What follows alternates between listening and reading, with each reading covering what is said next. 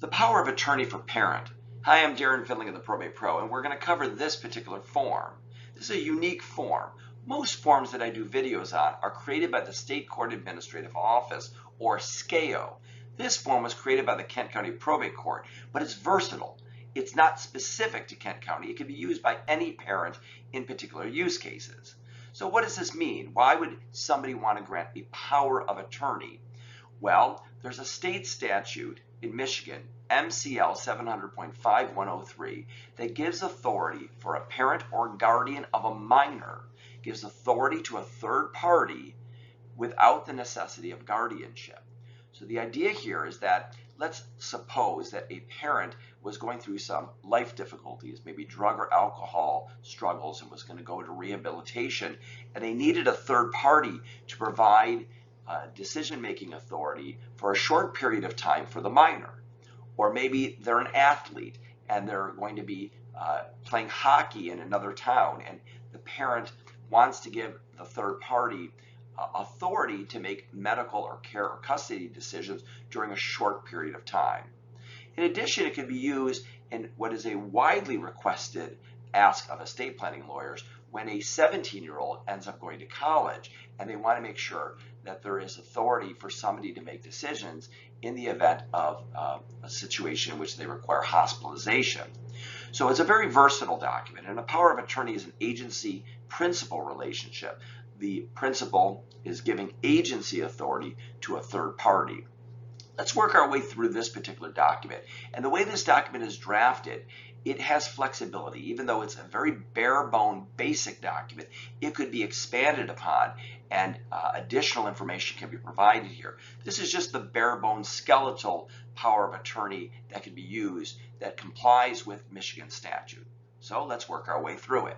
At the top, it identifies the name of the child and date of birth. Now remember, I mentioned earlier, this relates to minors, people under the age of 18 years old. So the use of the term child is indicative of the fact that they have not yet reached the age of 18. If they're over the age of 18, then of course we would use another type of power of attorney that doesn't look exactly like this and follows a different statute. The next section is the person's name that is completing the power of attorney. In this particular case, the parent, the name of the parent and the place of residence, and then that you are the legal parent of the minor.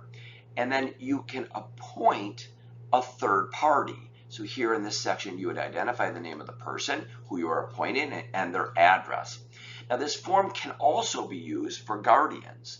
However, the limitation in its use is that it cannot be used to consent to marriage or adoption of a minor. Seems pretty logical. You wouldn't want to give authority to a third party to make those important, significant decisions.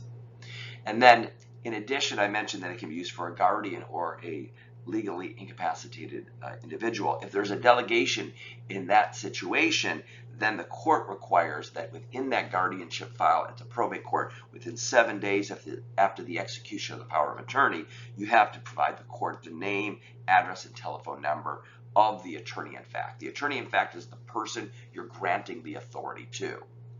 The next part is simply a description of the statute that I referenced earlier, MCL 700.5103. But let's kind of work our way through this. You are, as the attorney in fact, meaning you're giving somebody the authority in the exercise of power regarding the care, custody, or property of my said minor child. So property can be assets, care, custody, that seems pretty obvious, including but not limited to the authority to authorize medical treatment. Very important piece here, because this is what is generally concerning most parents. If there's an injury or accident, giving the authority to make decisions. When found necessary upon competent medical advice, so the doctors are involved here, and to make education and all other necessary arrangements for his or her welfare in my absence, while said child resides in his or her home. So again, this is a provision here that is giving the third party authority to make decisions, including education decisions, while residing in the home. Now, this residing in the home piece is not specified specifically in the statute, but it is in this form. So this statute can also be used when they're not necessarily residing in the home, as I mentioned when somebody's, for example, in college. And then it provides that it's revoking all former powers of attorney. So for example, if you give authority to somebody else and now you've moved, this would revoke any earlier ones. And again, as I mentioned earlier, no consenting to marriage or the adoption of the minor child. An important piece here of the statute is that it cannot exceed 180 days. So really this is designed for a short-term use. If it's going to be longer than that, there is a provision in Michigan statute that allows for guardianship, limited guardianship for a period of time to allow for longer periods beyond this 180 days. In addition, you'll see that there's a provision for a signature as well as a witness, and two witnesses and a notarization. It's really important that that piece be complied with because the power of attorney needs to go into effect by being properly executed, meaning properly signed. So again, this power of attorney for parent is a really versatile document, and it can be adapted and altered, but again, it's simple. And I strongly urge that if you're going through a situation like this, that you work with a skilled, competent probate practitioner, an estate planner that can really flesh out this document and make it more valuable for your particular use case. This form itself is useful, but it's bare bones, it's skeletal. An estate planning lawyer is going to add a lot more to this to make it, as I said, meet the particular needs of your circumstance. At the Probate Pro, we are passionate about everything probate.